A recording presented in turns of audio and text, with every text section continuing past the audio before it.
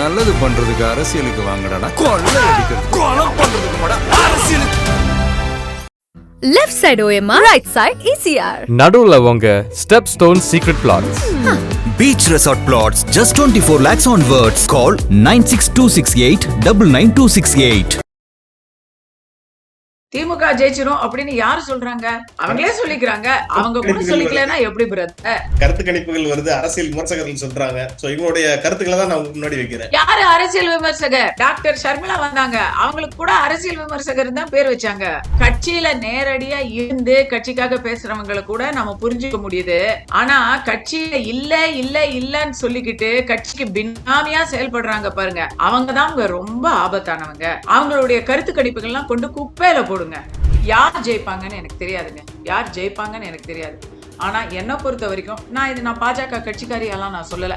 ஏன்னா பாஜக என்ன பண்ண போகுது? 27 சீட்டுல பாதிக்கு பாதி ஜெயிச்சா கூட அது ஒரு பெரிய இம்பாக்ட் கிடையாதுங்க. நான் அதை சொல்லல. மக்கள் ஜெயிக்கணும். தீய சக்தியை எதிர்க்கிற விஜய், தீய சக்தியை எதிர்க்கிற சீமான், தீய சக்தியை எதிர்க்கிற இபிஎஸ் ஐயா, தீய சக்தியை எதிர்க்கிற என்டிஏ கூட்டணி எல்லாரும் சொல்றது தீய சக்தி ஒழியணுங்கிற அந்த ஒற்றை புள்ளியில மக்களோட மக்களா இணைஞ்சிட்டாங்க. This DMK ஆட்சி is failure for ladies and for law and order. புரட்சி தலைவி அம்மாவுடைய 2011 to 2016 கொடுத்தாங்க தெரியுமா, அந்த நல்ல ஆட்சியை திரும்பி வரணும்னு நினைக்கிறவங்க நிறைய இருக்கிறாங்க. அங்க ஒருத்தர் இருக்காரு, படிச்சு சொன்னேனடா, ரூல்ஸை ஃபாலோ பண்ணுங்க, கண்டிஷனை ஃபாலோ பண்ணுங்கன்னு சொன்னேனடான்னு ஒருத்தர் சொன்னாரு. பள்ளி விழுந்து அப்பாவி குழந்தைங்க 28 குழந்தைங்க ஆஸ்பத்திரியில போய் படுத்திருக்கு. ஒவ்வொருத்தரும் வாழ்வாச்சாவாங்கிற இடத்துல ஊசல் அடிக்கிட்டு இருக்காங்க. அப்ப நீங்க கண்டிஷன்ஸை ஃபாலோ பண்ணீங்களா? திமுகக்கு ஓட்டு போடுறதும் ஒண்ணு, தூக்குல மாட்டிக்கிறதும் ஒண்ணு.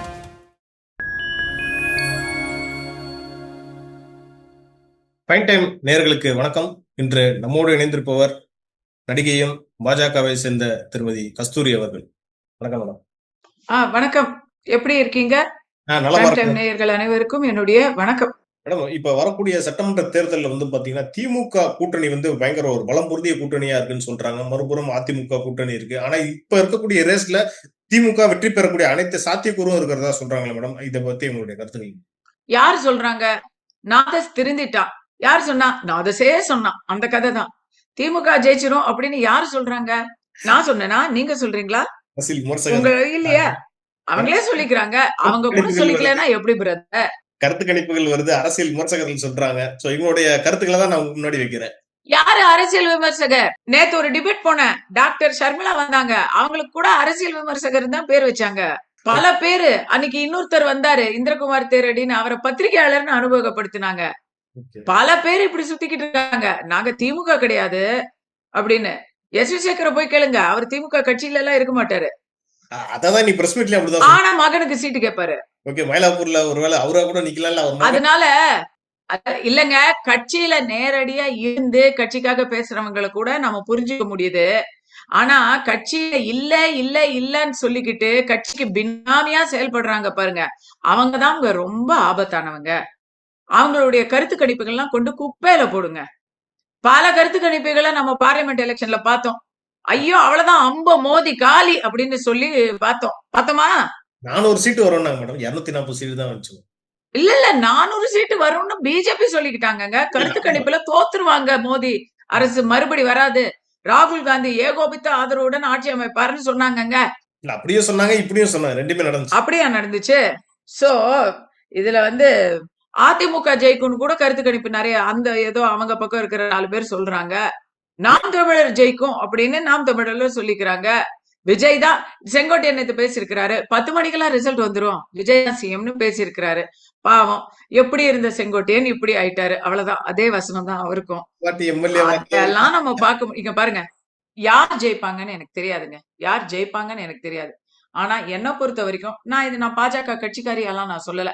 ஏன்னா பாஜக என்ன பண்ண போகுது? 27 சீட்டுல பாதிக்கு பாதி ஜெயிச்சா கூட அது ஒரு பெரிய இம்பாக்ட் கிடையாதுங்க. நான் அதை சொல்லல.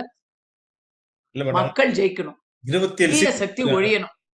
அது தீய சக்தியை எதிர்க்கிற விஜய், தீய சக்தியை எதிர்க்கிற சீமான், தீய சக்தியை எதிர்க்கிற இபிஎஸ் ஐயா, தீய சக்தியை எதிர்க்கிற என்டிஏ கூட்டணி எல்லாரும் சொல்றது தீய சக்தி ஒழியணுங்கிற அந்த ஒற்றை புள்ளியில மக்களோட மக்களா இணைஞ்சிட்டாங்க.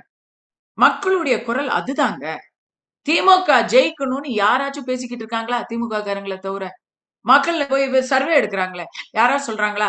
ஐயா ஸ்டாலின் நல்லா இருக்கணும், நான் ரொம்ப பயமில்லாம வாழ்க்கை நடத்திட்டு இருக்கிறேன், விடியல் பயணத்துல இலவசமா பேருந்து கொடுக்குறாங்க, அதனால நான் காலையில வெடிஞ்சதும் போறேன், ஆனா 6 மணிக்குள்ள திரும்பி வந்துடுறேன், ஏன்னா இருட்டுனா அந்த பஸ்ல இருக்க முடியாது, பஸ்ஸுக்குள்ளாரையே நமக்கு ஆபத்து காத்திருக்கும். அப்படி இருக்கு நிலைமை.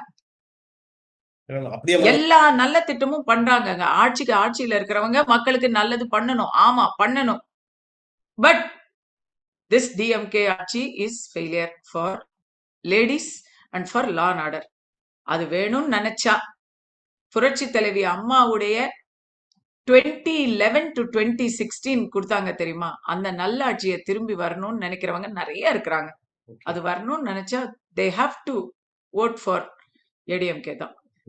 ஏடிஎம்கே டிஎம்கே ரெண்டும் வேணாம், புதுசா போடணும்னு நினைச்சு போடுறவங்களால நம்ம சொல்லல. பட் ஒரு ஸ்டேபிள் கவர்மெண்ட் வேணும்னா we have to vote for NDA. இல்ல மேடம், இந்த திமுக ஆட்சியிலே வந்து பாத்தீங்கன்னா பல்வேறு பெண்களுக்கு எதிரான பல்வேறு அந்த வன்கொடுமை சம்பவங்கள்லாம் நடந்துக்கிறதா செய்தியில வந்துச்சு. சோ மீண்டும் அடுத்த ஆட்சி வந்து திராவிட முன்னேற்ற கழக ஆட்சி தான் வரப்போகுதுன்னு சொல்றாங்களே மேடம், இப்படி வந்தா எப்படி இருக்கும்னு நினைக்கிறீங்க? இல்ல வந்தா பெண்கள்லாம் சப்ஜாட தமிழ்நாட்டை விட்டு வெளியே போறது தவிர வேற என்னங்க வழி இருக்கு? ஒட்டுமொத்தமா வெளிநடப்பு தான் செய்யணும் பெண்கள். இங்க வந்து பாதுகாப்பு கொடுங்கன்னு கேட்கறவங்க கிட்ட, குடுக்கறவங்க கிட்ட தாங்க கேட்க முடியும். இங்க நீங்க யார்கிட்ட போய் கேக்குறீங்க? கேட்கறவங்களேதான் குற்றச்செயல்ல ஈடுபடுறாங்க. பேரு தெய்வ செயல், ஆனா செய்யறதெல்லாம் குற்றச்செயல். பேரு பெரிய நாயகம், செய்யறதெல்லாம் சின்னத்தனம் கூட இல்லைங்க. ஒரு 2 வயசு குழந்தைய வந்து சாரி அதுக்கு பேரு வந்து அது ரொம்ப மன்னிக்க முடியாத குற்றங்களை செய்யறாங்க. கஞ்சா யார் விக்கிறாங்க? எங்க ஆளுங்க தான். அண்ணா யூனிவர்சிட்டியில யாரு அந்த சாரு, அந்த போனே ஆஃப். பாருங்க நிலைமைய. தப்பு யாரு? இவ்வளவு ஏன் ஆபாச பேச்சு பேசுறது யாருன்னு பார்த்தா அமைச்சருங்க. இப்படி இல்ல இருக்கு. கேட்ட உடனே உங்க கட்சியில இல்லையா அப்படின்னு கேட்பாங்க. எங்க கட்சியில இருக்கியா? என் கட்சியில நான் வந்து சொல்ல முடியும். ஆமா, எங்க தலைவர் வந்து ஒரு நடிகை பேரை சொன்னாரு, 2 நாள் கழிச்சு அவரே வந்து அதுக்கு மனசு வருது, அவரே வந்து சொன்னார். நாங்களா கேட்டோம், ஏங்க நீங்க சொன்னது வந்து மன்னிப்பு, ஒரு வாரம் கழிச்சு நீங்க வெயிட் பண்ணிருந்தீங்கன்னா அந்த மன்னிப்பு கூட கேட்டுக்க வேண்டாம் இல்லைங்கன்னு கேட்டோம். ஏன்னா ஒரு வாரத்துல வேற மாதிரி போச்சு அந்த விஷயம், புரியும்னு நினைக்கிறேன். அப்ப அவர் சொன்னாரு, அப்படி கிடையாது, நான் பெண்களை மதிக்கிறவன், எம்ஜிஆர் வழி வந்தவன்னு எங்க தலைவர் சொன்னார். அந்த மாதிரி உங்க ஆள் சொல்றாங்களா? அதெல்லாம் முடியாது, மன்னிப்பெல்லாம் கேட்கவே முடியாது. we will not allow it அப்படிங்கிறாங்க. அங்க ஒருத்தர் இருக்காரு, படிச்சு சொன்னேனேடா, ரூல்ஸ ஃபாலோ பண்ணுங்க, கண்டிஷனை ஃபாலோ பண்ணுங்கன்னு சொன்னேனேடான்னு ஒருத்தர் சொன்னாரு. கரூர்ல அழுது மிகப்பெரிய அளவுல ஒரு பெர்ஃபார்மன்ஸ் கொடுத்தாரு இல்லைங்களா? பள்ளி விழுந்து அப்பாவி குழந்தைங்க 28 குழந்தைங்க ஆஸ்பத்திரியில போய் படுத்திருக்கு. ஒவ்வொருத்தரும் வந்து வாழ்வாச்சாவாங்கிற இடத்துல ஊசல் அடிக்கிட்டு இருக்காங்க. அப்ப நீங்க வந்து கண்டிஷன்ஸ ஃபாலோ பண்ணீங்களா? அத பத்தி பேசுனீங்களா? எங்க அன்னைக்கு அன்பில்லாத மகேஷ் ஆயிட்டீங்க அன்னைக்கு நீங்க. இவங்க கிட்ட போய் நீங்க பெண்கள் பாதுகாப்பு இருக்குமா? இவங்க திருப்பி ஆட்சிக்கு வந்தா, ஐயா இன்னைக்கு இப்படி சந்தி சிரிக்கும் போதே அவங்க வந்து மறுபடியும் அவங்களே ஆட்சிக்கு வந்தாங்கன்னா அவங்க என்ன நினைப்பாங்க தெரியுமா? நாங்க எவ்வளவு வந்து பெண்களை விதமா குற்றம் இழைத்தாலும், எவ்வளவு நாங்க வந்து அராஜகங்களை அரங்கேற்றினாலும் யாருக்கும் எந்த வழியும் இல்ல, நம்ம கிட்டதான் வருவாங்கன்னு ரொம்ப தைரியமா குற்றங்களை செய்ய ஆரம்பிச்சிருவாங்க. இப்ப அதுல திமுக இந்த மாதிரி குற்றவாளிகள் எல்லாம் போய் பாஜக சேருவாங்க, திமுக சேருவாங்க. ஏன்னா ஆட்சியில இருக்கக்கூடிய கட்சிகள் அப்படின்னு சொல்லி, தமிழ்நாட்டுல திமுக அப்படின்ற பேரை சொன்னா நம்ம என்ன வேணா செஞ்சு கெட் ஆஃப் ஆயிரலாம் அப்படின்னு இருப்பாங்க. அவங்களுக்கெல்லாம் இன்னுமே துளுத்துருமே. நான் இன்னும் 4 பேரை நான் ஒத்திய வந்து நான் சீரழிச்சேன்னா ஒரு இடத்துல வின் பண்றோம், 4 பேரை சீரழிக்கிறேன், யாரும் கேட்கறதுக்கு என்ன? யார் கேட்டுருவா? நான் கட்சிக்கு எவ்வளவு நிதி கொடுத்திருக்கேன் தெரியுமா, எந்தெந்த அமைச்சரோட நான் போட்டோ எடுத்திருக்கேன் தெரியுமா பேசுவாங்க. மக்கள் யாருக்கு வேணா ஓட்டு போடலாங்க, ஆனா பெண்ணை பெத்த எந்த தாயா இருந்தாலும் திமுகவுக்கு ஓட்டு போடக்கூடாதுங்க. 1க்கு போறதுக்கு கூட வழி இல்லாம ஆயிடுங்க. 1க்கு கூட போக முடியாது, 1க்குமே உதவாத போயிடுவோம் நாம. பெண்களை பெற்ற எந்த தாயா இருந்தாலும் நீங்க வந்து திமுகவுக்கு ஓட்டு போடுறதும் 1, தூக்குல மாட்டிக்கிறதும் 1, தானே தூக்குல மாட்டிக்கிறதும் 1. மேடம், நம்ம அதுக்காக ஒரு கட்சியை வந்து பொதுவா குற்றம் சாட்டுறது வந்து தவறா இல்லையா? கட்சியில ஒரு 10-15 பேர் சரிங்க, பொதுவா குற்றம் சாட்டலங்க. பெருவாரியான திமுக 10-15 பேரா? ஓஹோ, அப்படியா? ஒருத்தர் வந்து அவங்களுக்கு ஓகேவா? ஒரு விதம் நடக்குது. கேட்கவே நாராசமா இல்லையா உங்களுக்கு? கேட்கவே நாராசமா இல்ல? கஷ்டமா தான் இருக்கு. இல்ல இவங்க நாராசமா இல்ல? எந்த இடத்துல போய் நம்ம எப்படி ஏங்க இந்த இன்டர்வியூல நான் என்ன பேசிக்கிட்டு இருக்கோம் நாம?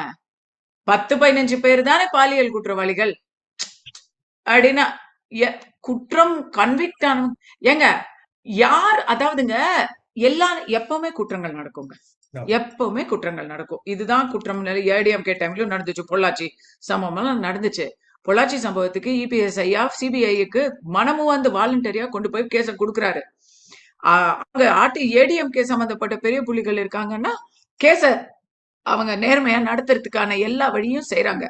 இன்னைக்கு வந்து அந்த போலீஸ் ஸ்டேஷன் மரணம், காவல் நிலையத்தில் மரணம், பென்னிக்ஸ் ஜெயராஜ் அவங்களுடைய தீர்ப்பு வந்திருக்கு. அதுக்கு உடனே யாராவது முட்டு கொடுத்தாங்களா? அந்த குற்றவாளிகளை வந்து கட்சி தரப்புல அதிமுக தரப்புல ஏதாவது காப்பாற்ற முயற்சி பண்ணாங்களா? இல்ல மேடம், பழனிசாமி அப்ப அது ஒரு விதம். இன்னொரு பக்கம் முழு பூசணிக்காய் சோத்துல மறைக்கிறதுங்கிறது இன்னொரு விதம். சோ அது ஒரு விதம்ங்க. அதுக்கு பேரு நேர்மைங்க. தவறு நடக்கும், ஆனா அந்த தவறு மறுபடி நடக்காம அதுல இருந்து நம்ம பாடம் கத்துக்கணும். இங்க தவறு நடந்தா அந்த தவறுல மாட்டிக்காம இருக்கிறது எப்படின்னு பாடம் நடத்துக்க கேட்கிறாங்க. ஸ்டெர்லைட் துப்பாக்கி சூடு சம்பவம் ஞானம் இருக்கா? அதிமுக டைம்ல ஸ்டாலின் ஐயா ஐயோ குய்யோ முறையோன்னு குதிச்சாரு. இவர் பதவிக்கு வந்ததுக்கு அப்புறம் அதுல Aruna Jagadeesan single woman commission, அது விசாரணை கமிஷன், தனி நபர் விசாரணை கமிஷன், நீதி அரசி அருணா ஜெகதீசன் அவர்கள். ஆமா, தனிநபர் ஆணையம். திரு நீதி அரசி ஓய்வு பெற்ற ஜஸ்டிஸ் அருணா ஜெகதீசன் இருந்தாங்க. அவங்க ஒரு ரிப்போர்ட் கொடுத்தாங்க. அந்த ரிப்போர்ட்ல அவங்க சொன்னாங்க ஸ்டெர்லைட் துப்பாக்கி சூடுல சம்பந்தப்பட்ட இவங்க இந்த போலீஸ் ஆபீசர் எல்லாம் சம்பந்தப்பட்டிருக்காங்க அப்படின்னு. ஒரு 1/2 டசன் போலீஸ் ஆபீசர் மேல அவங்க வந்து ரிப்போர்ட் கொடுத்தாங்க. அந்த போலீஸ் ஆபீசர் எல்லாம் நீங்க வந்து என்ன பண்ணிருக்கணும்? திமுக அரசுல ஒரு தவறு நடந்தா அந்த இடத்துல என்ன பண்ணிருக்கணும்? அந்த போலீஸ் ஆபீசர்ஸ் மேல ஆக்ஷன் எடுத்துக்கணும். இவங்க ஆக்ஷன் எடுத்தாங்களே, எல்லாருக்கும் ப்ரமோஷன் கொடுத்தாங்க, ஒருத்தருக்கு ரிட்டையர்மெண்ட்டுக்கு பாராட்டு விழா நடத்தி அனுப்பிச்சு வச்சாங்க, செஞ்சாங்க. அதுதான் பிரச்சனை. தவறு எல்லா இடத்துலயும் நடக்கும். அந்த தவறுக்கு தண்டனை கிடைச்சிருக்கா? இன்னைக்கு ஆதி திராவிடர் பழங்குடியினர் மத்தியில பாலியல் குற்றங்கள்ல 5000 வழக்குகளுக்கு மேல் தேக்க நிலையில் இருக்கிறது. அதுல எத்தனை வழக்குல நீங்க வந்து தீர்ப்பு சொல்லி தண்டனை வாங்கி கொடுத்திருக்கீங்கன்னு பார்த்தா முட்டை உதயநிதி காமிச்சாரு, அந்த கோழி முட்டை. 5 வருஷத்துல இவங்களால ஒரு 5000 வழக்குல 5 வருஷத்துல ஒண்ணு கூட வாங்கி தர முடியலையா? அப்ப நீங்க அவங்களுக்கு என்ன, அவங்கள நீங்க வாக்கு வங்கியா பயன்படுத்துறீங்க. விசிகே உங்க கூட்டணியில தான் இருக்கு. ஆனா எதுலுமே உங்களால ஒரு தண்டனை, ஒரு குற்றவாளியா உங்களால தண்டிக்க முடியலையா? இவங்க கிட்ட நீங்க வந்து பொதுமைப்படுத்தி பேசாதீங்க, எல்லா இடத்துலயும் இருப்பாங்கன்னு சொல்லாதீங்க. அந்த எல்லா இடத்துலயும் இருக்கிற 1-2 பேரு வெளியே வரும்போது அவங்களுக்கு தண்டனை கிடைக்குதா? 0. எவ்வளவு? இல்ல மேடம், இப்ப இந்த ஆட்சியிலே வந்து இவ்வளவு குற்றச்சம்பவங்கள் நடக்குது. இதெல்லாம் வந்து முதலமைச்சர் காதுக்கு போகும்ல, அவர் ஏன் ஆக்ஷன் எடுக்க மாட்டேறதுன்னு நினைக்கிறீங்க? இல்ல அவர் காதுக்கே கொண்டு போக மாட்டாங்களா அதிகாரிகள்லாம்? இது ரெண்டுமே மோசமா இருக்குங்க. ஆக்ஷன் தெரிஞ்சே ஆக்ஷன் எடுக்க மாட்டேங்கிறாங்க. இன்னும் சொல்ல போனா பல குற்றவாளிகளுக்கு இவங்க மறைமுகமா காப்பாத்திக்கிட்டு இருக்காங்க அப்படின்னு தான் என்ன தோன்றுகிறது.